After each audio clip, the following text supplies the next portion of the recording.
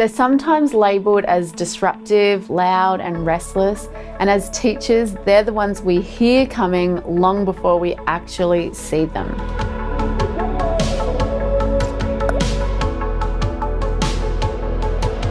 Hi, I'm Patty from Hey Miss, and today we are talking about our extroverted learners.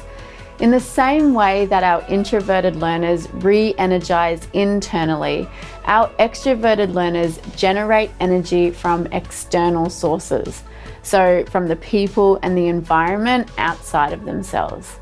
Now, their natural tendency is to jump in, take action, and speak up. They want to do first and then maybe think about it afterwards.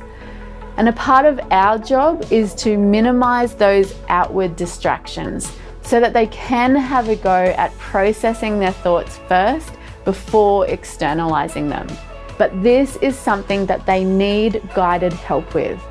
One of the biggest things with extroverted learners, and it almost seems counterintuitive in the classroom, but it's the fact that sometimes PowerPoints can be really distracting because it opens them up to a room full of stimulus. So if you can put the work into structured worksheets, it really helps them to focus their energy. It also directs their attention to one place only, their work. Now, because they are still learning how to manage their external and internal worlds, you may have to explicitly teach a few strategies on how to bring them back to focus.